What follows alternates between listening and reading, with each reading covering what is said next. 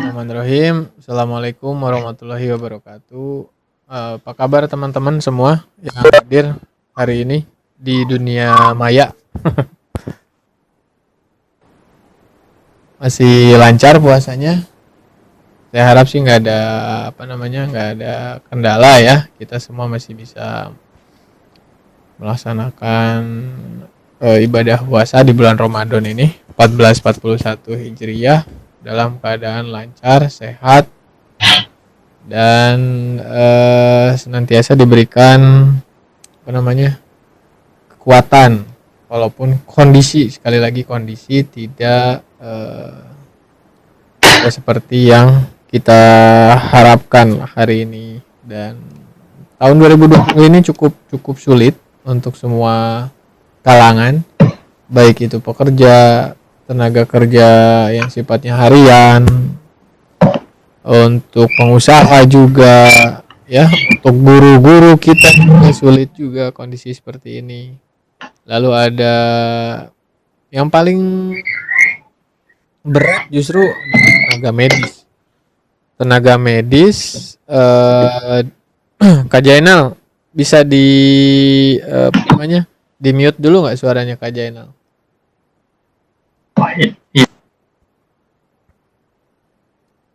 Ya, yang paling berat itu adalah tenaga medis di Ramadan ini. Sudah berapa bulan, udah banyak tenaga medis yang berguguran, tenaga medis yang nggak pulang ke rumah, nggak nyapa keluarganya. Ya, makanya kita ngadain acara ini sebenarnya bukan ke mengumpulkan dananya sih. Mungkin dana yang terkumpul itu tidak seberapa dengan apa yang mereka korbankan selama ini untuk tenaga medis. Walaupun kita misalnya nanti tadi Kak Jainal sudah sampaikan, alhamdulillah sudah terkumpul 1.850.000 ya dari teman-teman yang menyisihkan, ada uang jajannya, uang beli pulsanya, uang nongkrongnya mungkin ya. Tapi bukan besar atau kecilnya, tapi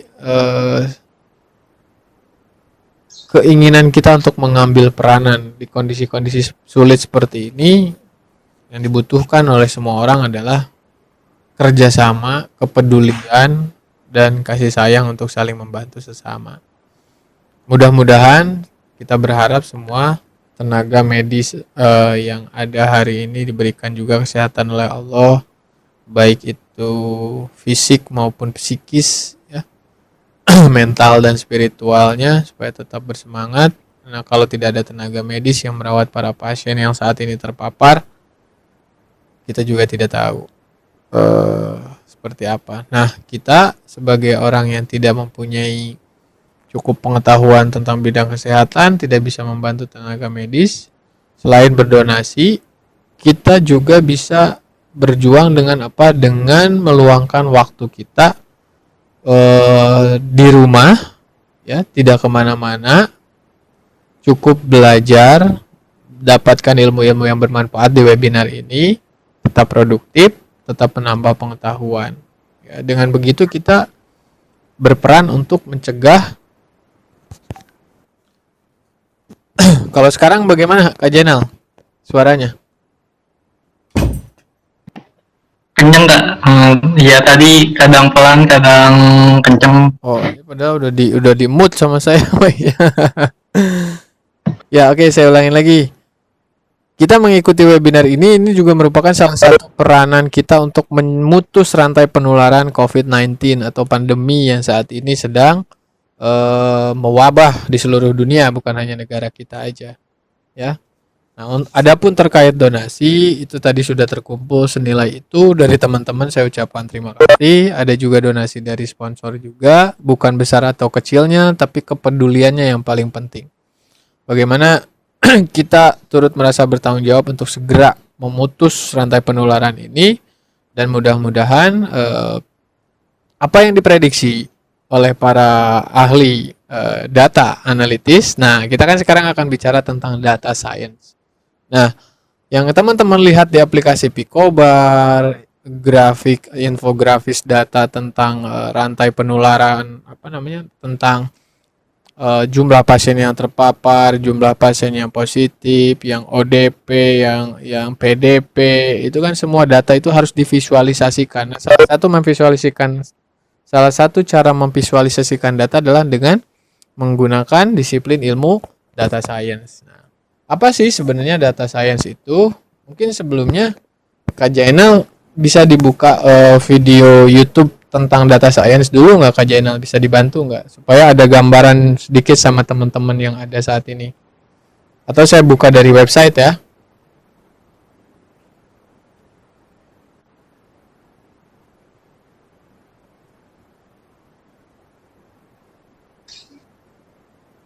Oke, sebentar teman-teman. Saya akan bukakan dari website kami.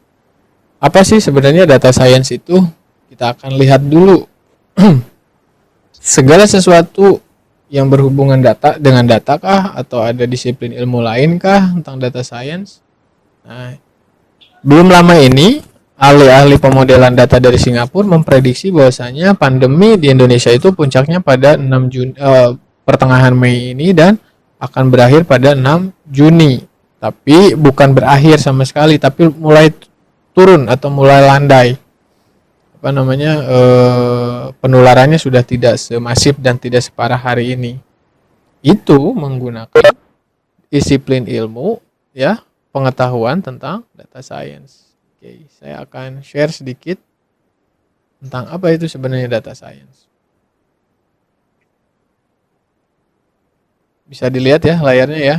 Kita ada sedikit video apa ya yang dimaksud dengan data science.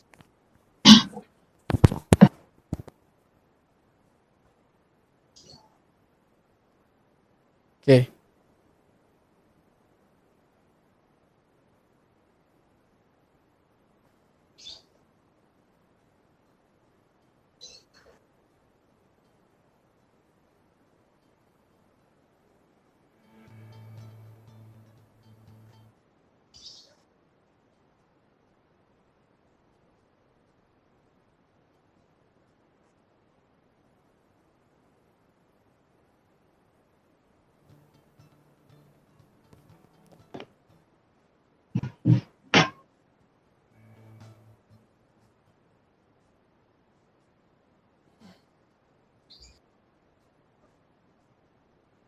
Ini suaranya nggak kedengaran, Kak?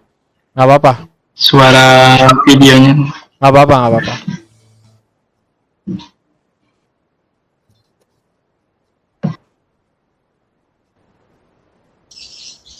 Oke.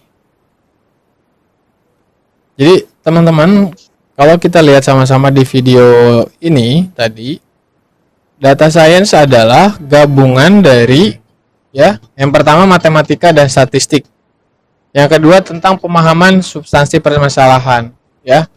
Data science ini digunakan di berbagai macam bidang, agrobisnis, pertanian, perbankan, riset kesehatan yang sekarang dilakukan hari ini, menganalisa tentang COVID-19, itu menggunakan pengetahuan tentang data science.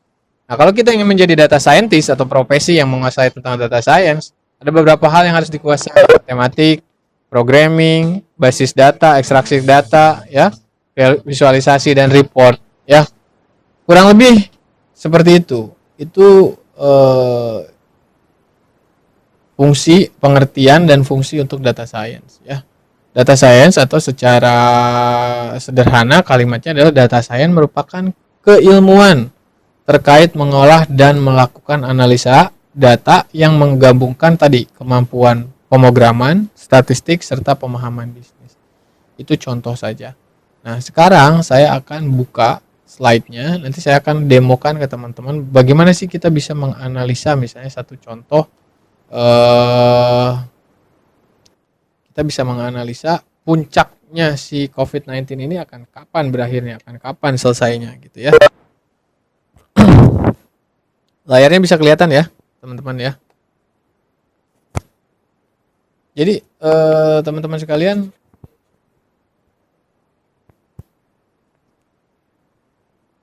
saya mulai. Oke, ini perkenalan lagi saya. Tidak bosan-bosannya saya ceritain lagi ya. Perusahaan kami Digital Optima Integra ini adalah perusahaan transformasi konsultan untuk transformasi digital, ya. Kurang lebih dari sudah lebih dari 300 perusahaan yang menggunakan jasa kami, ya, sampai hari ini. Saya sudah 15 tahun di bidang ini. 5 tahun juga saya sebagai trainer, dan untuk pendidikan saya khusus belajar tentang transformasi digital dan digital bisnis. Untuk ini saya juga tersertifikasi sebagai certified trainer dari Badan Nasional Sertifikasi Profesi dan tersertifikasi sebagai data scientist dari Dekilab Academy. Nah, ini yang akan kita bahas hari ini. Sedikit perkenalan dari saya. Nah, untuk terkait profile dan ingin lebih kenalan lebih banyak, nanti boleh kepoin IG @digitaloptima_id, ya, akun Instagram atau IG saya. Cuman saya jarang update kalau di sosial media, ya. IG saya @yjust_duit, ya. Jadi just do it, you just do it, ya, itu IG saya. Baik teman-teman, yang kita akan pelajari pertama adalah kalau teman-teman sekarang sebenarnya pakai laptop, ya, bukan pakai gadget, sebenarnya bisa langsung sekalian praktek juga. Gimana sih, ya, dari mulai instalasi, bagaimana mengenali apa itu data science, tadi kita udah bahas sedikit. Terus yang paling penting adalah di data science itu, disiplin ilmu data science itu ada yang namanya analisa data dan visualisasi. Nah, data science itu juga menjadi basic atau bahan untuk satu teknologi atau platform teknologi yang kita kenal, yaitu machine learning. Lebih jelas lagi, lebih tinggi lagi, lebih advance lagi teknologinya, itu teknologi artificial intelligence, ya.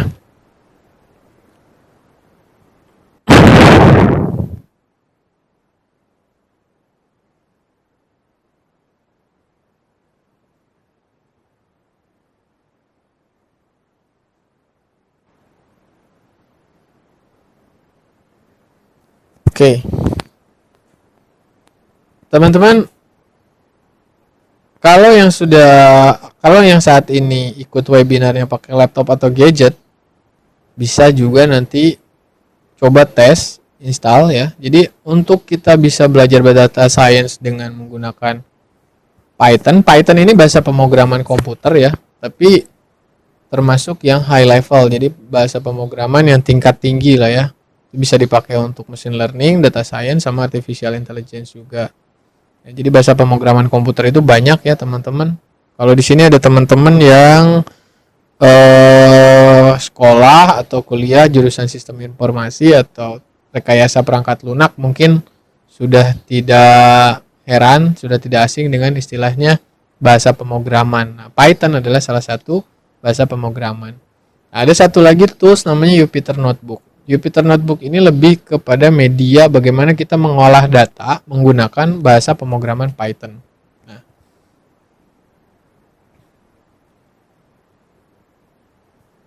Nah, ini tampilannya seperti ini. Nanti saya akan tunjukkan yang sudah terinstall di laptop saya, ya. Nah, yang di dalam ini adalah bahasa-bahasa pemrograman Python yang kita pakai, ya. Jadi si Jupyter Notebook ini dia interface-nya berbasis web, ya, dan itu live langsung dan kita bisa langsung memvisualisasikan, ya. Oke. Nah, untuk lebih gampang, instalasi Jupyter Notebook ini bisa menggunakan satu bundling software namanya Anaconda. Anaconda ini nanti ininya kan dikasih, ya, Kak Jenal, ya, slide-nya, ya. Nanti teman-teman kalau dapat file PDF-nya ini, nanti begitu klik ini langsung masuk ke halaman download software Anaconda-nya, ya. Nah, ada juga cara install melalui Python-nya itu sendiri kalau misalnya Python-nya diinstal terpisah, ya. Nah, teman-teman sudah dijelaskan tadi. Cuman di sini lebih dipecah lagi, dipilah lagi, ya. Jadi data science ini adalah disiplin ilmu, ya, sebuah disiplin ilmu untuk membuat sebuah data itu menjadi berguna, ya. Kalau teman-teman nemu KTP di tengah jalan, itu data atau informasi? Ada yang bisa jawab nggak?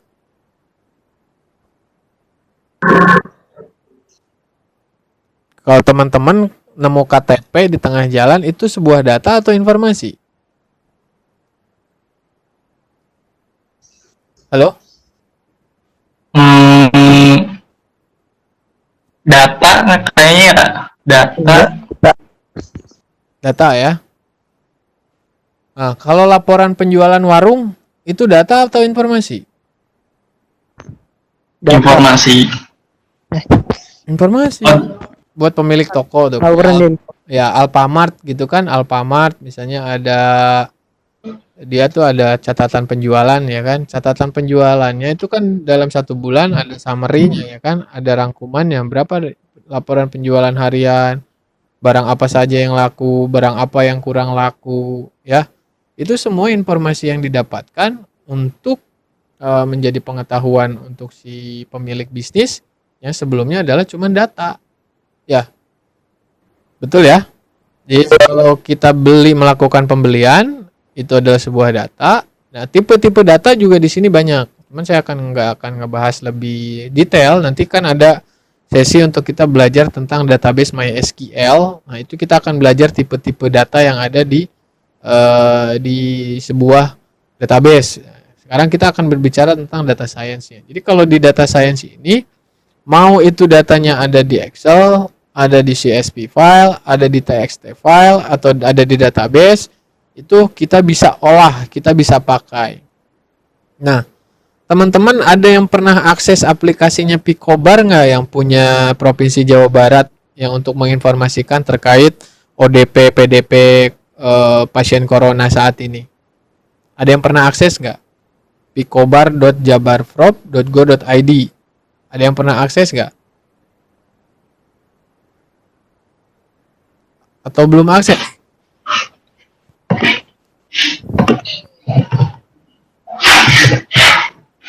Ada yang pernah akses, teman-teman? Oke. kayaknya belum nggak. Belum ya. Coba nanti coba akses. Belum pernah ya? Ilah belum pernah katanya ya. Coba nanti diakses di sini nih. Ya, atau saya bukain deh. Saya stop dulu sharing di sini ya. Saya buka di sini websitenya Picobar Jabar Prov. Kalau udah saya akan buka. Oke. Saya buka sekarang.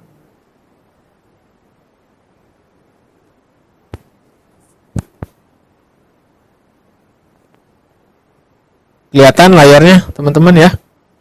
Nah, aplikasi Picobar ini kan ada data di sini nih, data. Kita buka data.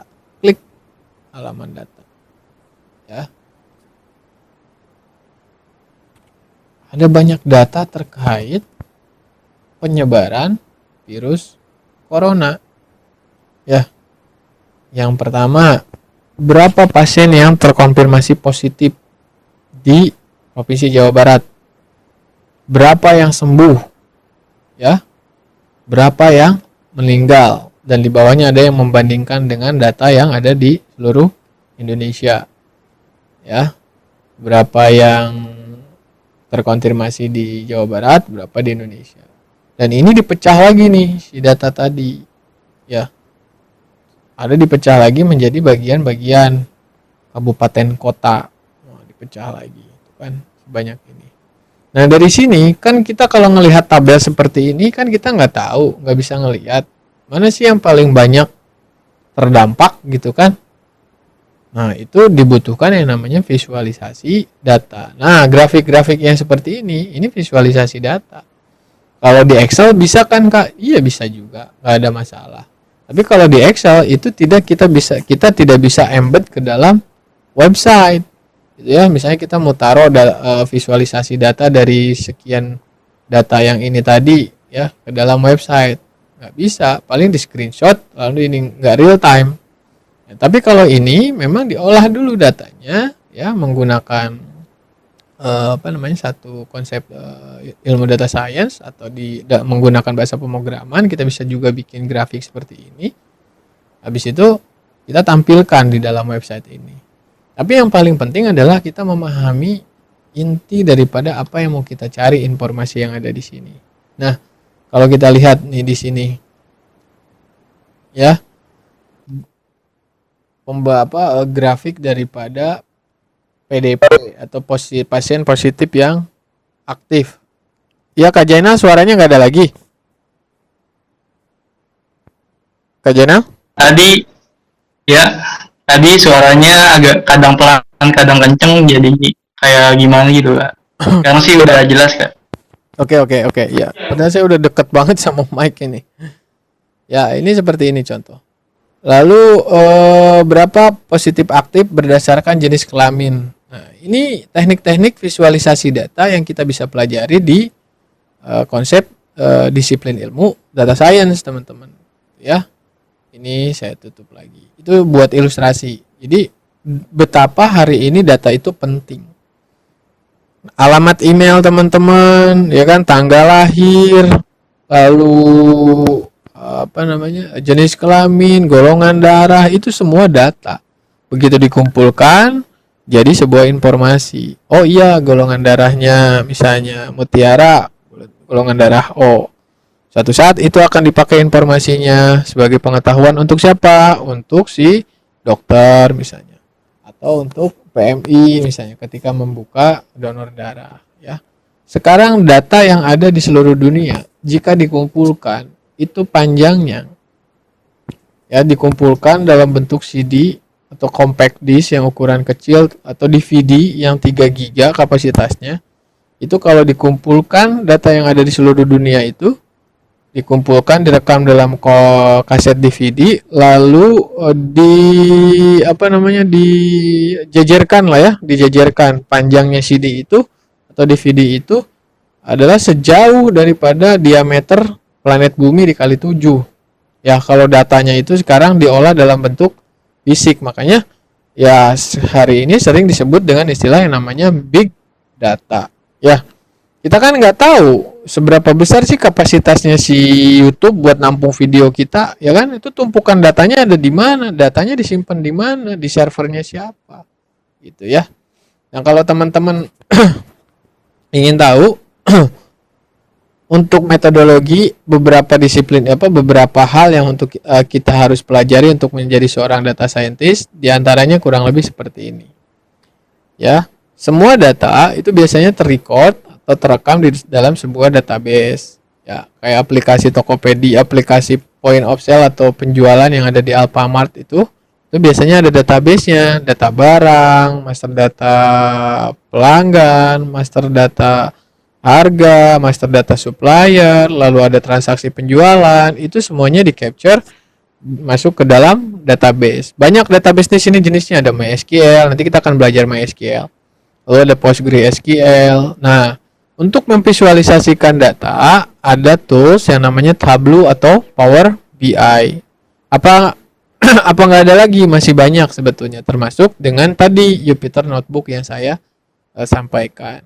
Nah, kalau datanya dalam jumlah besar dan harus dianalisa, si Tableau dan Power BI ini tidak bisa membuat yang namanya analisa data. Harus ada tools lagi untuk menganalisa data yang sekian banyak. Menggunakan apa? Menggunakan tadi bahasa pemrograman Python, dengan toolsnya adalah Jupyter Notebook atau bahasa pemrograman R, gitu ya. Lalu untuk data yang ditampung dalam jumlah besar, ya teman-teman, itu ada yang namanya software atau tools, ya, yang disebut dengan Apache Spark. Apache Spark itu salah satu penyimpanan atau tools data yang cukup besar, ya. Nah, kalau TensorFlow ini dipakai untuk metodologi machine learning. Nah, sekarang kita akan bahas lebih detail lagi di sini. Nah, ada yang sering belanja di Tokopedia nggak? Boleh dijawab lewat chat. Sering belanja online? Ada yang sering belanja online? Adakah teman-teman Banyak kayaknya. banyak, coba siapa yang suka belanja di Shopee? Cewek-cewek nih biasanya, ciwi-ciwi nih. Siapa yang suka belanja di Shopee? 12 12 ya. Yang suka belanja di Tokopedia ya. Pernah nggak sih teman-teman kita itu nggak beli gitu kan, cuma lihat-lihat doang. Oh, Lazada, iya. Kita itu nggak beli, cuma lihat-lihat doang. Nah, tuh Shopee ada lagi, ilah gitu kan. Kita nggak beli, cuma lihat-lihat doang misalnya. Kita nggak masukin ke chart gitu kan. Tapi begitu kita buka Lazada atau Shopee, itu si barang yang kita lihat-lihat itu langsung muncul tuh di halaman buat kita tuh. Ya, muncul di halaman pas kita buka lagi aplikasinya. Itu menggunakan konsep data science, teman-teman. Yang merekomendasikan produk. Padahal kita nggak pernah beli barang ini. Terus kalau kita buka handphone, buka gadget, buka sosial media, iklannya tentang barang itu terus kayak kita dihantui gitu ya. Seolah-olah gitu ya, karena data kita udah kerekam gitu. Kita ngakses website marketplace, itu mereka ngerekam, ada yang namanya cookies gitu ya, bukan kue atau case gitu kan, riwayat-riwayat kita kerekam gitu. Sekarang teman-teman kalau pakai kemanapun pakai Google Maps gitu kan, itu ada historinya perjalanannya teman-teman kemana aja ya, dan datanya itu disimpan gitu. Ini contoh untuk yang fungsi data science.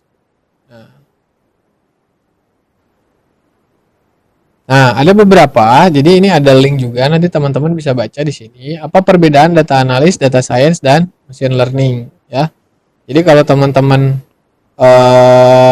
nanti dapat slide-nya, teman-teman bisa buka di sini, ya, bisa baca.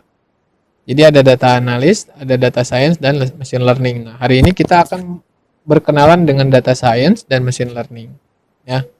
Di Amerika, gaji dari seorang data scientist itu paling tinggi, teman-teman, di Amerika. Profesi yang paling besar gajinya di Amerika itu jadi seorang data scientist. Jadi buat teman-teman di sini yang pengen punya profesi jadi data scientist, ini langkah awal nih gitu. Gajinya gede, teman-teman bisa kerja di Indonesia tapi dapat pekerjaan dari misalnya dari Inggris, dari Amerika, dari luar negeri gitu ya. Jadi profesi data scientist ini salah satu profesi yang banyak dicari ya. Bahkan di perusahaan-perusahaan startup unicorn seperti Gojek, Tokopedia, Lazada ya dan lain-lain itu memerlukan profesi data scientist, memerlukan orang-orang yang mempunyai keterampilan atau skill untuk mengolah data ya di data scientist ini. Ya, kita akan berbicara tentang data analysis. Ya, ada istilah yang namanya exploratory data analysis, teman-teman. Apa sih itu exploratory data analysis? Ya, saya akan praktekkan nanti ya. Jadi exploratory data analysis ini adalah cara paling sederhana tapi cukup kuat untuk membangun hubungan awal dengan satu data. Ya. Jadi kalau kita punya data siswa tuh, kalau kita guru gitu kan.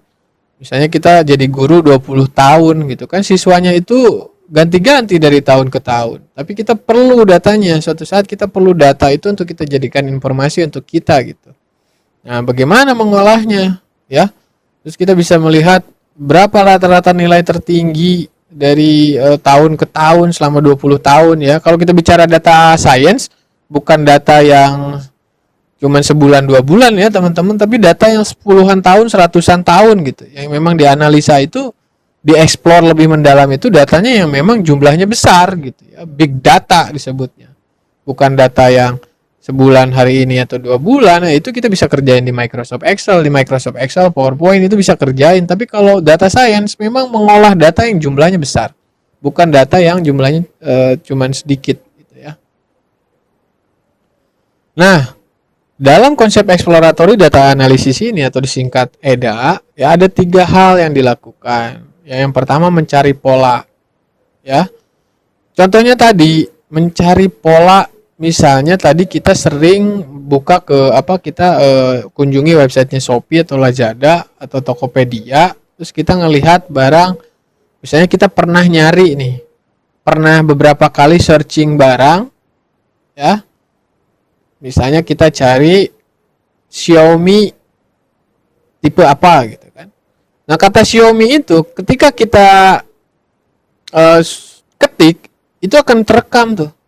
Jadi si Tokopedia apapun itu akan merekam, ya, merekam data dan polanya akan dipelajari. Seberapa sering orang mengetik kata Xiaomi? Teman-teman kan kemarin udah belajar critical thinking dengan Kang Fahmi ya.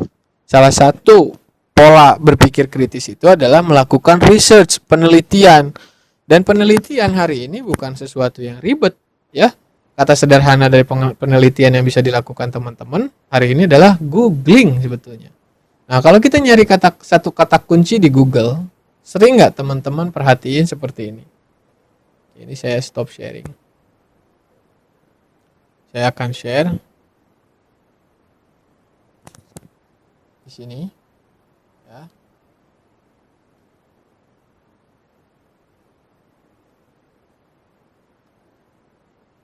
Misalnya saya kata ketik data science. Ini kan kita nyari di Google.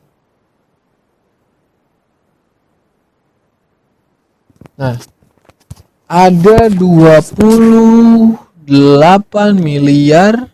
Oke. 200.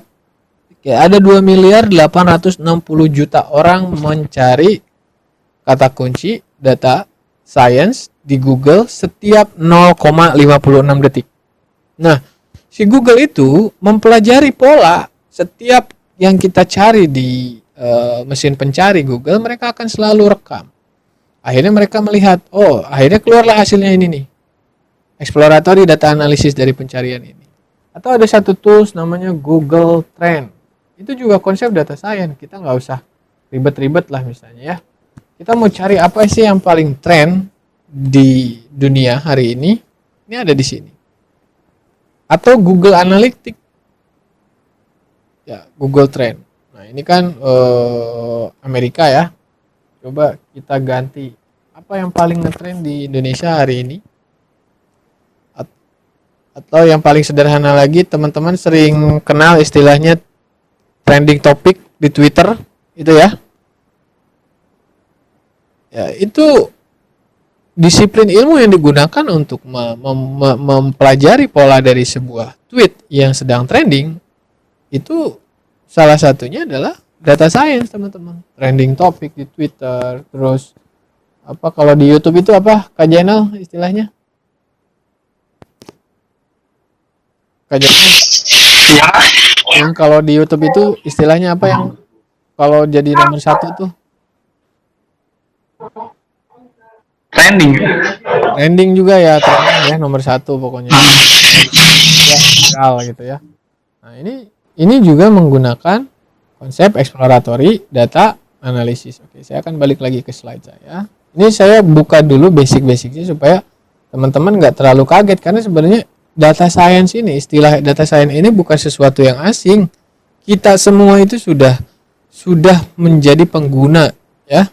Dan orang-orang yang mempunyai keahlian tentang data science itu mereka memanfaatkan setiap kali kita ketik apapun di dunia digital, di dunia maya menggunakan internet, mereka akan membuat yang namanya exploratory data analysis. Yang kedua, exploratory data analysis ini adalah mencari anomali, hal-hal yang tidak normal ya. Dari 2 miliar 860 juta orang yang mengetik kata kunci data science di Google dalam 0,56 detik itu pasti ada yang tidak normal. Nah, ini yang kemarin ditanyain sama Siti ada nggak di sini Siti? Yang kemarin nanyain sama Kang Fahmi tentang hipotesis dan asumsi. Ya, makanya ada ya. Untuk meriset lebih dalam tentang hipotesis dan memeriksa asumsi, kamu perlu mempelajari lebih dalam tentang disiplin ilmu yang disebut dengan data science ini, Siti ya. Oke, selanjutnya.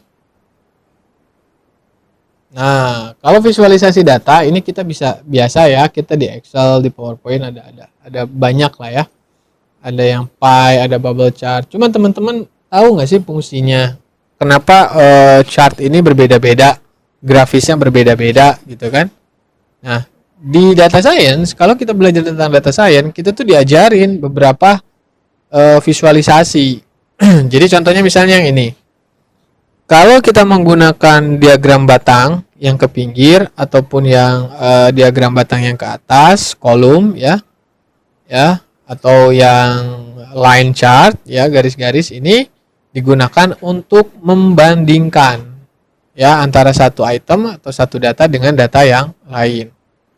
Nah, kalau datanya seperti ini ya, nah histogram seperti ini atau scatter titik-titik-titik seperti ini digunakan untuk melihat distribusi ya.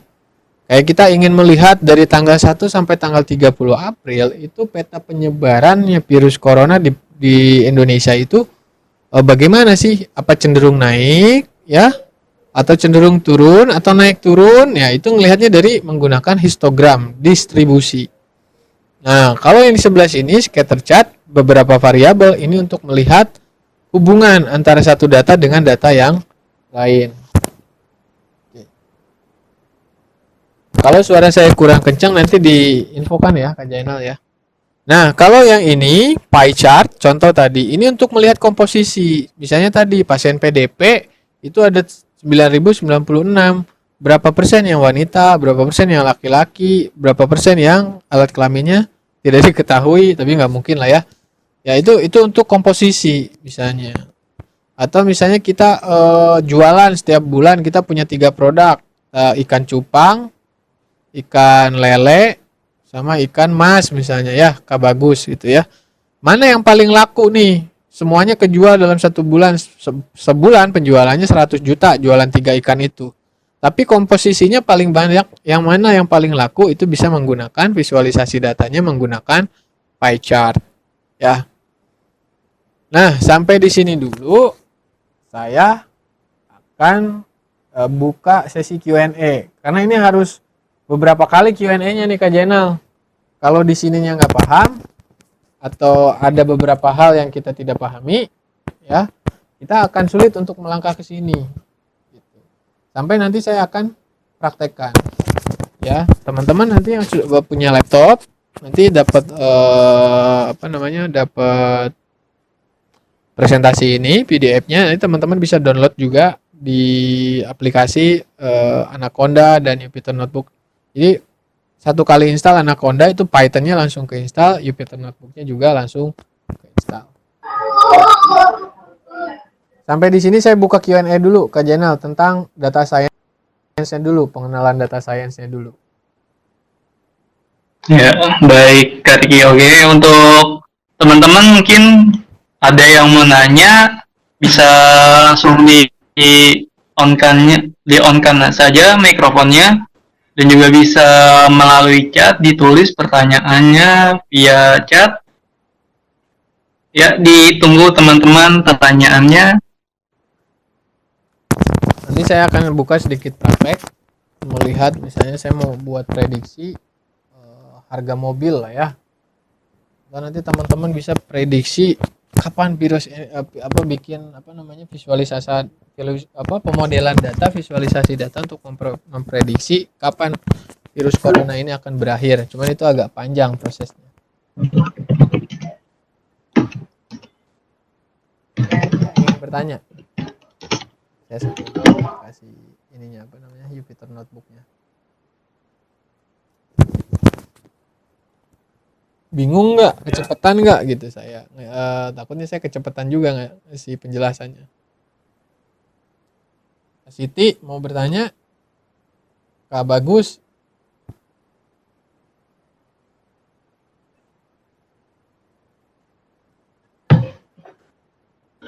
Karona ada nggak di sini Karona? Karena ada Karena hadir ya. Mungkin ini Kak, saya juga ada pertanyaan. Boleh sok. Nah, wakilin teman-teman. Untuk menjadi seorang data science ini sih, untuk menjadi seorang data science ini pengalaman apa aja yang harus kita persiapkan gitu Kak? Yang pertama kita senang dengan mengolah data itu dulu basicnya. ya, mengolah data. Jadi kalau harus senang matematika itu advance, nilai tambah, karena basicnya dari nggak mungkin kita nggak pakai rumus, ya, nggak mungkin nggak pakai rumus. Nah kalau di di data science sendiri kan itu gabungan antara matematik, statistik, sama bahasa pemrograman komputer. Pak, Ya, maaf suaranya Pak kurang terdengar. ya. Jadi yang pertama kita harus senang mengolah data, kan? Ya. Data itu apa sih sebenarnya? Data itu adalah kumpulan simbol dan fakta. Ya, ketika data itu diproses, maka itu akan menjadi sebuah informasi. Nah, kemarin kan kita udah belajar dari mulai creative thinking, lalu communication, lalu belajar yang namanya mapping dengan Pak Julfikar, terus belajar tentang critical thinking. Nah, kita belajar tentang data, karena salah satu kita bisa tahu informasi yang kita dapat ini hoax atau bukan, salah satunya dengan data science. Jadi di Provinsi Jawa Barat ini teman-teman, ada satu divisi yang dibentuk sama Pak Ridwan Kamil, Gubernur Jawa Barat, itu Jabar Digital Service. Ya, salah satunya adalah menanggulangi hoax. Itu ada yang namanya tim cyber hoax. Sekian banyak, coba pesan-pesan WhatsApp yang berseliweran itu ya, di macam-macam grup itu kan, itu kerekam dan kerangkum semua. Yang dari sekian banyak itu harus ada tuh yang mengolah, punya disiplin ilmu tentang data science untuk memilah dan memilih dan menginformasikan ke masyarakat. Ini datanya benar, ini datanya hoax, ini isunya nggak benar gitu kan, seperti itu. Jadi data scientist ini yang pertama yang harus kita punyai adalah kita seneng ngolah data gitu. Punya pola pikir kritis juga itu jadi salah satu modal. Kak Jainal, kemarin kan kita sudah belajar tentang critical thinking ya dari Kang Fahmi ya. Itu juga jadi salah satu modal kita menjadi seorang data scientist. Karena basicnya orang data scientist itu adalah melakukan penelitian, pekerjaannya nggak jauh dari itu.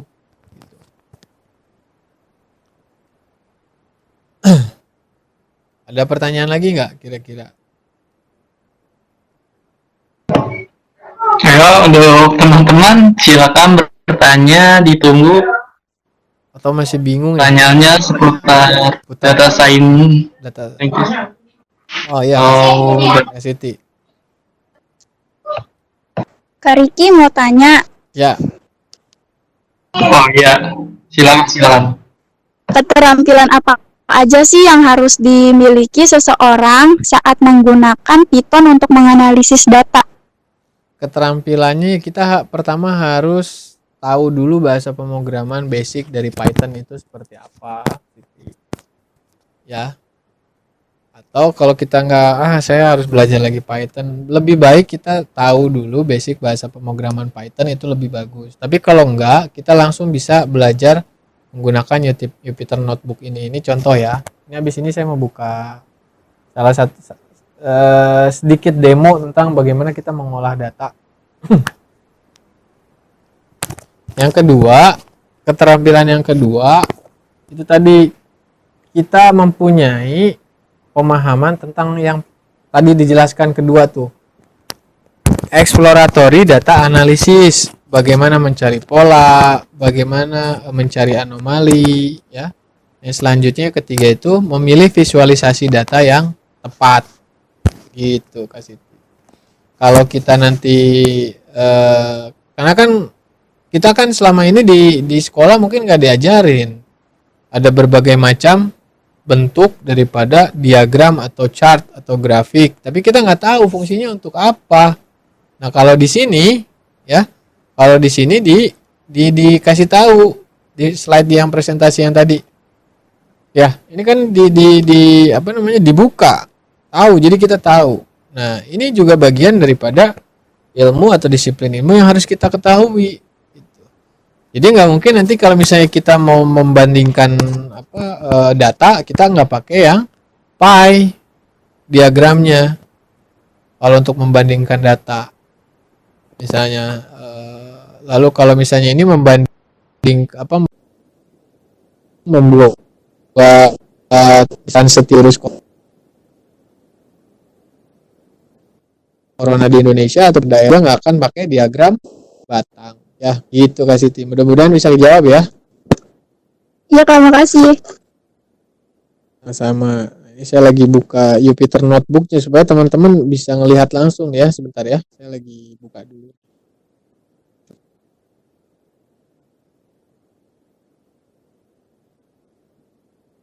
Saya juga udah nanti bagi yang laptopnya cukup ya Core i3 lah ya. Bisa ini kalian install Anaconda. Saya kasih file latihannya. Jadi kalau misalnya mau lebih dalam lagi, boleh kita sama-sama melakukan research tentang COVID-19. Tapi itu panjang waktunya. Atau bagi teman-teman yang ingin belajar lebih lanjut tentang data science, kenapa saya harus belajar data science? Tadi saya bilang, data science ini adalah salah satu profesi yang paling dicari di seluruh dunia. Bahkan di Amerika ini menjadi satu dari 10 karir yang paling besar bayarannya. Itu ya. Saya emang nggak mau ke Amerika, ya udah kerja di Indonesia di perusahaan-perusahaan startup unicorn seperti Gojek, Bukalapak, Tokopedia itu mencari data science. Ya. Nah, kemarin saya baru video conference sama salah seorang rekanan juga, itu perempuan loh. Ya, dia seorang data scientist dari Indonesia, kerjanya di perusahaannya Elon Musk. Ada yang tahu Elon Musk di sini? Elon Musk yang bikin mobil itu, ada yang tahu Elon Musk? Aduh, nggak tahu Elon Musk. Elon Musk itu yang punya perusahaan Tesla, mobil itu, yang punya perusahaan SpaceX, yang punya cita-cita pengen bangun perumahan di planet Mars. Elon Musk ya. Kalau Alibaba kayak Jack Ma tahu ya teman-teman ya. Jack Ma tuh ya. Tahu. Steve Jobs tahu ya. Kalau Elon Musk tuh gila itu dia pengen bikin perumahan nggak tanggung-tanggung di planet Mars, terus pengen bikin mobil otomatis ya. Tapi teman-teman ini belum kebuka aplikasi Jupyter Notebooknya. Oke. Nah, atau saya sambil buka sambil ini saya kasih lihat dulu ya. Jadi kalau teman-teman tadi install aplikasi Anaconda ya di linknya itu, di sini ada beberapa tools yang teman-teman bisa lihat. Kelihatan ya. Nah, tools yang akan kita pakai ini adalah namanya Jupyter Notebook. Nah, ada Jupyter Lab. Nah, kalau saya untuk data science biasanya saya pakai menggunakan tools ini, Jupyter. Ya. Oke, ini sudah versi yang terbaru.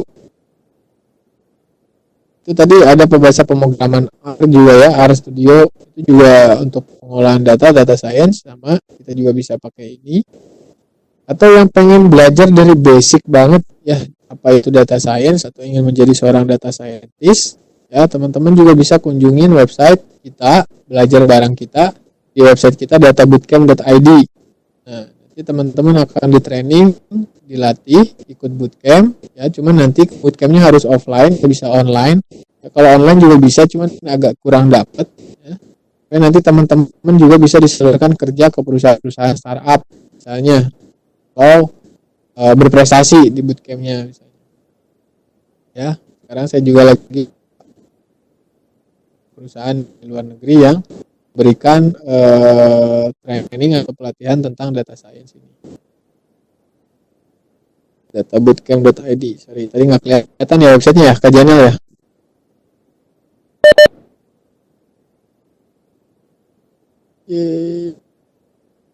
Nah ini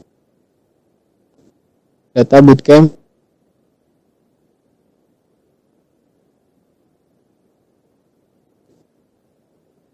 Kelihatan ya. Tools apa yang dibutuhkan, nanti kita bisa ajarin teman-teman untuk menjadi seorang data scientist dari mulai basic, atau belajar dulu MySQL-nya dulu. Nanti sebenarnya yang paling penting itu belajar dulu MySQL.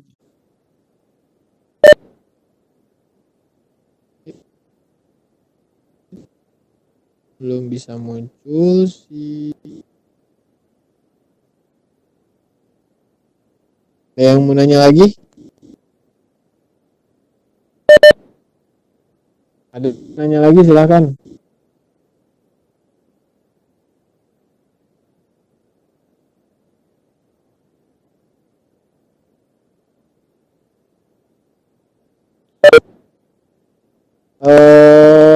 Next materi gimana maksudnya kerjaan?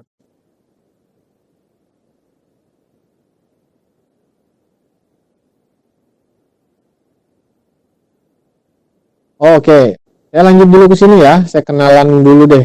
Sambil ini nunggu dibuka aplikasi Jupyter Notebooknya udah kebuka. Saya tadinya langsung pengen demo supaya teman-teman tuh bisa kelihatan langsung fungsinya seperti apa sih, gitu kan? Saya belajar, saya kasih dulu pengenalan tentang machine learning ya. Udah kelihatan ya slide-nya ya. Baik teman-teman, apa sih itu machine learning ya? Jadi kalau istilahnya machine learning itu seperti kita berkebun ya. Benihnya adalah algoritma. Algoritma ini ada di bahasa pemrograman. Kita belajar matematika. Di sini ada yang sekolah di teknik komputer atau di SMA IPA enggak? SMK semua ya kebanyakan di sini ya. Nah, ini ada algoritma ya. Nah, nutrisi daripada si kebun si bibit ya tadi adalah data. Jadi bibitnya adalah algoritma, nutrisinya adalah data. Nah, dan si tukang kebunnya ya dan tanaman yang kita buat adalah program ya.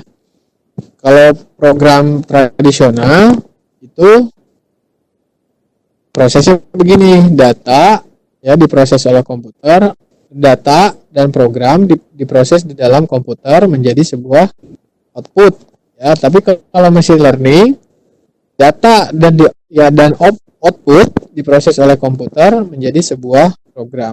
Bingung ya? Saya kasih ilustrasi sedikit ya.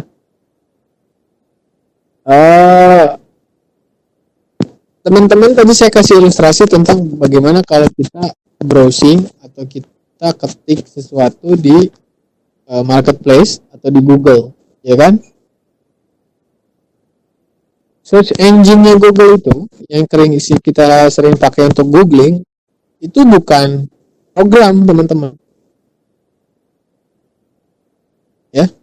Tapi data yang kita ketik, misalnya kita cari kata kunci data science, itu adalah sebuah data dan sekaligus output ya.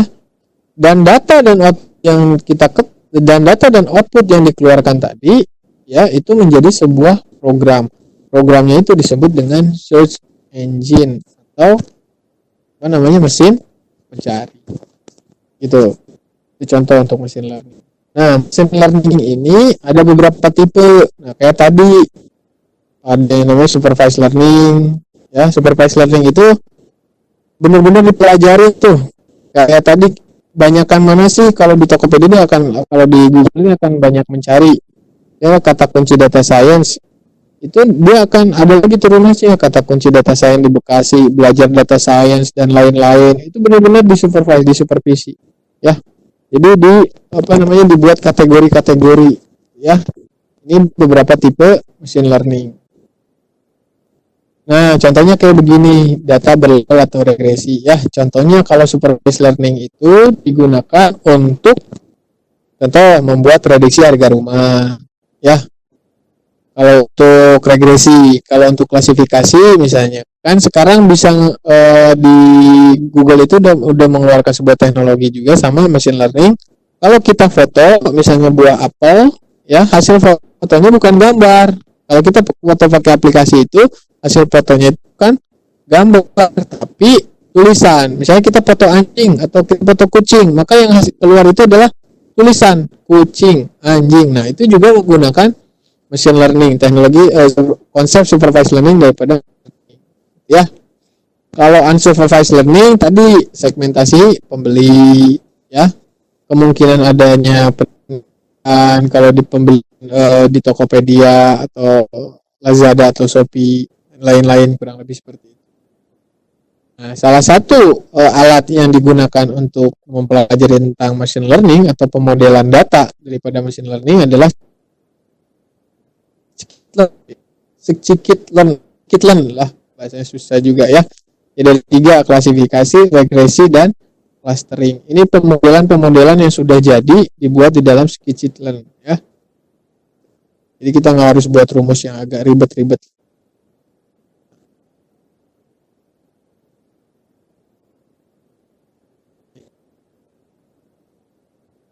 Teman-teman, kayak di laboratorium untuk tes daripada si pasien yang terpapar itu kan dilakukan sekarang rapid test. Itu tuh bukan datanya itu nggak kepake, tapi datanya akan dipakai lagi, akan dianalisa terus sama para ilmuwan kesehatan ya, pola ininya ya, bagaimana positif dan lain-lain.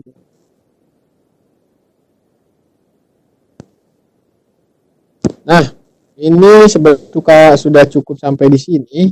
Cuman saya masih menunggu ini supaya saya bisa langsung praktekin sama teman-teman semua. Tapi ini belum kebuka-buka, sayang sekali. Atau saya kasih contoh lagi boleh ya?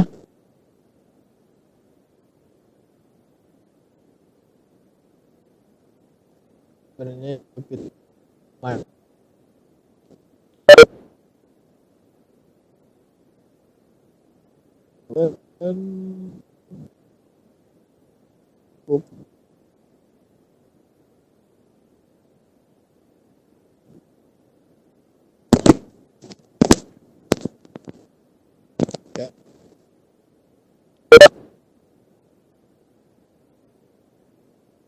Kalau misalnya teman-teman nggak mau install, ini juga ada versi online-nya.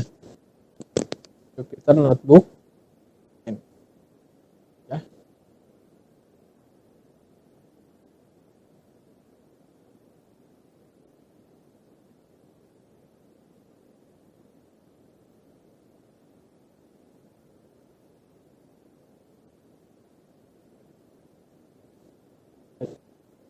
Kurang lebih seperti itu.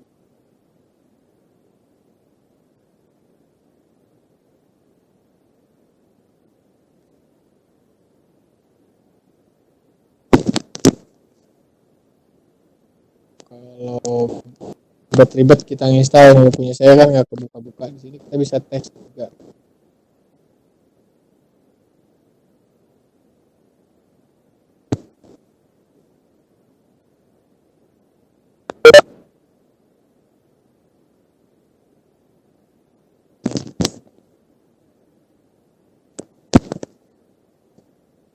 Vocab.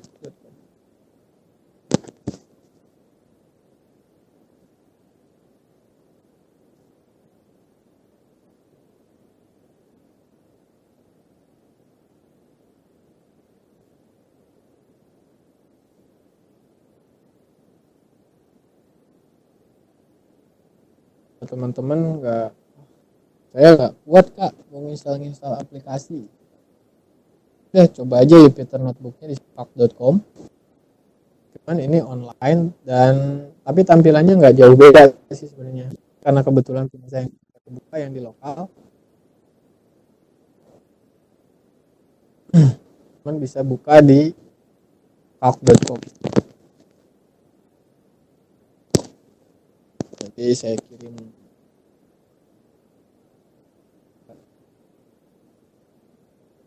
Ini ada beberapa contoh.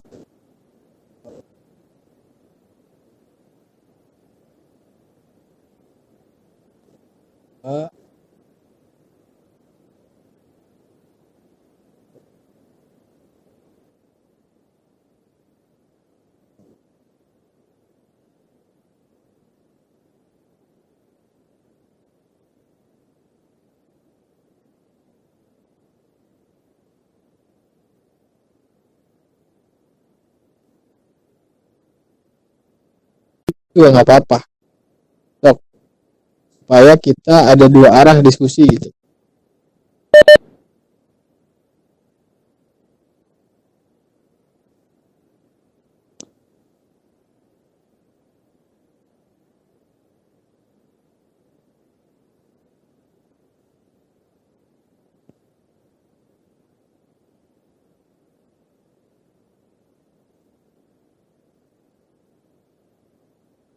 Nah, ini saya ada data latihan, nanti teman-teman juga bisa pakai. Ini data latihannya nanti saya kasih juga ya Kak Jainal.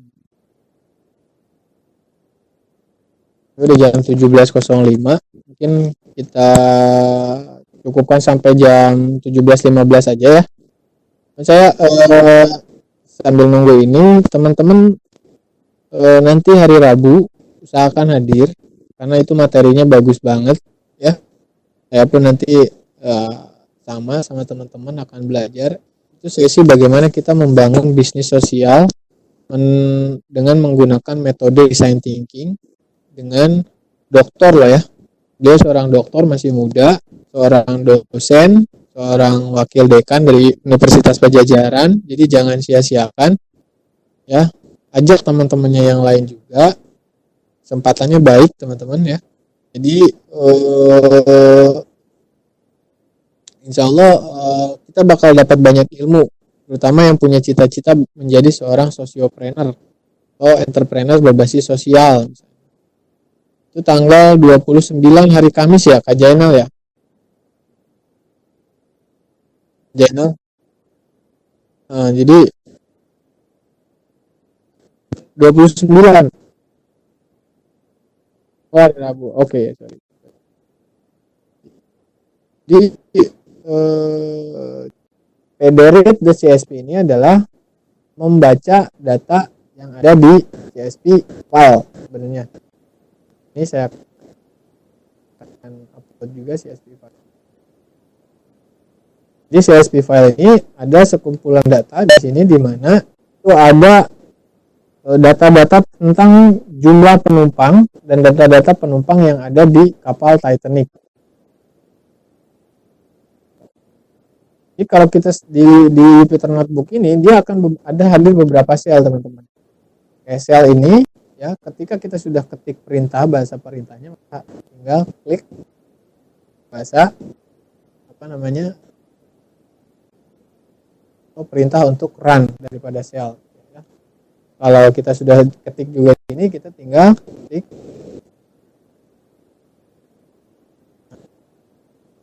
Jelaskan lagi tadi ya df trend PDRIT underscore CSP dia membaca file CSP ini tadi ini trend CSP. Jadi di trend CSP ini dia adalah sekumpulan data daripada penumpang yang ada di kapal Titanic.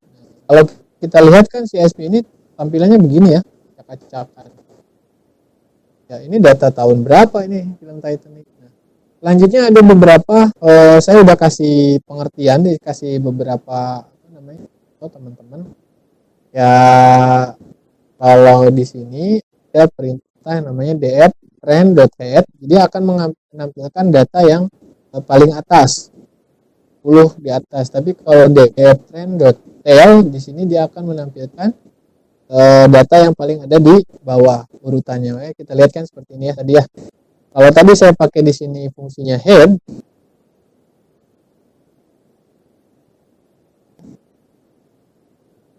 yang muncul itu urutannya 0 ya. Dari sininya dia urutannya 0, tapi kalau pakai tail dia akan mulai dari 5 yang terbawah.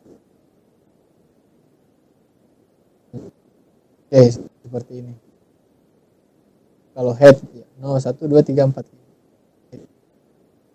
Kita bisa mengetahui beberapa variabel data yang kita miliki di file tadi. Ya, kan kita nggak bisa tahu tuh file. Variabel data apa saja sih yang ada di dalam file tadi? Telah menggunakan YouTube di data science ini ada beberapa variabel data ya. Yang pertama di sini ada survival. Lalu pick class ini adalah kelas, tiket kelas. Jadi kan kalau di kapal itu ada kelas 1, kelas 2, kelas 3 ya. Cek ini jenis kelamin, ada usia ya. Sibling itu apakah dia datangnya berpasangan atau tidak. Kelihatan ya layar saya ya. Kelihatan ya. Nah, terus kita bisa pelajari lagi lagi. DF train ini kita lihat adalah DF train ini adalah variabel untuk membaca data yang ada di file CSV ini. Ya, kalau kita baca file kayak gini kira-kira pusing atau enggak? Kan ya. Jadi kalau dengan ini kita bisa melihat ada berapa penumpang sih sebenarnya yang ada di kapal Titanic. Kita tinggal klik ini, dia akan muncul berapa jumlahnya adalah 891. Ya. Penumpang 12. 800. Sorry, bukan berapa penumpang, ada berapa baris dan berapa kolom. Ada 891 baris dan ada 12 kolom. Apakah ada data yang kosong di sini? Nah, kita bisa juga menggunakan rumus yang. Jadi, setiap rumus yang saya ketik di sini nanti teman-teman bisa lihat, oh ini fungsinya untuk lihat data yang kosong. Gunakan ini, ya. Kalau kita lihat di sini ada data yang kosong. Ya. Nah, di sisi usia ada 177 data yang tidak terisi. Ya, misalnya kalau ID penumpang ada, ya dia selamat atau tidak ada, kelas penumpang ada, nama ada, jenis kelamin ada. Itu semuanya tidak ada yang kosong, itu semuanya terisi. Tapi ada nama usia yang nggak keisi, misalnya ada nama Jainal, tapi nggak ketahuan usianya berapa. Nah itu datanya kosong. Sama ada data kabin ada 687 data yang terisi. Jadi nggak jelas dia di kabin yang mana. Ya. Nah untuk visualisasi data sebenarnya ada yang di paling bawah nih.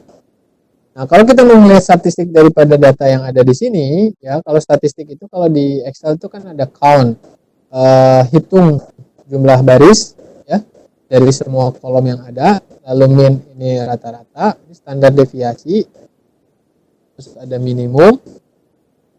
Dia 25% daripada ya.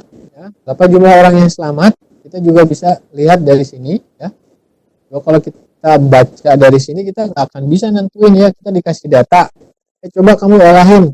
Ada berapa data yang selamat dari penumpang Titanic nih datanya. Waduh, lenger kita. Nah, itulah tujuan dari fungsinya kita mempelajari tentang basic tentang data science menggunakan book dan bahasa pemrograman Python.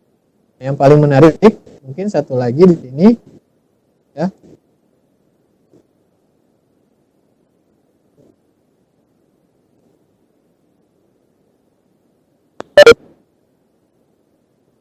Ya, teman-teman bisa ngelihat di sini sebenarnya.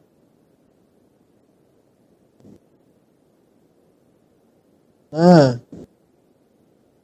kita bahkan bisa sampai melihat, memprediksi, ya, bukan melihat dan memprediksi orang yang di kapal Titanic ini ya kebanyakan wanita atau laki-laki, dan dari wanita laki-laki ini yang paling banyak pergi sendiri itu siapa? Ya, atau lebih banyak yang pergi sendiri atau lebih banyak yang pergi bersama pasangan atau keluarga? Kalau dilihat dari yang merah ini adalah yang pergi sendiri. Ya. Dan ini kalau kita lihat dari sini, ini adalah rentang usia teman-teman. Nah ini jenis kelamin, ini laki-laki, ada perempuan, ya. Terus yang ke atas ini adalah rentang usia, ya. Jadi kalau yang merah ini, kalau kita lihat di sini, maka kesimpulannya, ya, biru ini adalah orang yang berpergian sendiri. Kalau 0 dia perginya berpasangan atau sama keluarga. Nah, kalau kita lihat dari sini, kebanyakan pria berpergian sendiri dan berumur rata-rata 20-40. Kita lihat sebarannya. Yang birunya kan lebih banyak nih. Dari usia 20 sampai 40 ini lebih banyak sendirian. Nah, kalau perempuan ini kebanyakan berpasangan karena lebih banyak titik merahnya. Ini juga salah satu konsep visualisasi data dan eksplorasi data yang tadi saya sampaikan. Mungkin kalau di sini saya tidak bisa menyampaikan lebih detail sampai teman-teman belajar tentang data science bisa ini. Tapi minimal teman-teman punya ketertarikan, teman-teman mengenal apa itu data science, fungsinya ini untuk apa. Dan ini contoh salah satu demo yang sudah saya buat, ya. Kita bisa sampai lihat sebaran datanya seperti itu, ya. Jadi teman-teman bisa buat prediksi, atau kalau yang paling keren sebenarnya kita bisa bikin yang namanya Corona visualization data analysis, ya, dari semua negara yang ada di dunia, atau mungkin dari provinsi Jawa Barat aja atau di Indonesia, kita akan bisa melihat sampai misalnya kapan si pandemi ini akan berakhir dan selesai. Mungkin itu saja dari saya, teman-teman. Bagi yang ingin file presentasi dan yang ingin file untuk latihan ini, ya, jadi teman-teman jangan lupa tolong isi mengevaluasi Kajayana seperti biasa nanti di grup ya. Sama teman-teman, saran saya mohon nanti hari Kamis, hari Rabu, karena itu keren banget. Pemateri kita, narasumber kita, Bapak Dr. Dwi Indra Purnomo, beliau akan memberikan kita pengetahuan tentang bagaimana membangun bisnis sosial pendekatan design thinking. Apalagi hari ini ya, halo, ya Kak Jenal, suaranya ya. Tapi penjelasan pas saya ngejelasin Jupyter Notebook tadi kedengeran nggak? Kedengeran ya. Baik ya, jadi mungkin saya sampaikan ini sih tidak mempelajari semuanya, bahkan tidak sampai pengenalan secara mendalam, tapi paling tidak mudah-mudahan teman-teman bisa punya ketertarikan untuk mempelajari tentang disiplin ilmu data science ini ya. Karena yang paling keren tadi kita bisa sampai memprediksi ya. Ini salah satu contoh dataset yang ada tentang penumpang di kapal Titanic, berapa orang yang selamat, berapa orang yang tidak. Kita bisa lihat analisa sebuah data, kita explore, dan kita bisa visualisasi data. Itu menggunakan konsep data science. Dan lebih mendalam, ada pemodelan yang nanti kita bisa belajar dengan yang namanya regresi, classification, dan clustering menggunakan scikit-learn atau machine learning pada Python. Satu lagi, sekali lagi saya nggak bosan mengingatkan teman-teman, ajak lagi teman-temannya, terutama nanti hari Rabu, Pak Dwi Indra Purnomo nanti akan hadir memberikan ilmunya kepada kita semua. Jangan disia-siakan kesempatan baik ini. Mudah-mudahan kita diberi kesehatan dan mudah-mudahan puasanya lancar Ramadan ini. Bagi yang ingin bertanya silahkan. Jika tidak, mungkin nanti Kak Jainal akan menutup acara ini. Terima kasih dari saya kembalikan ke Kak Jainal. Assalamualaikum warahmatullahi wabarakatuh.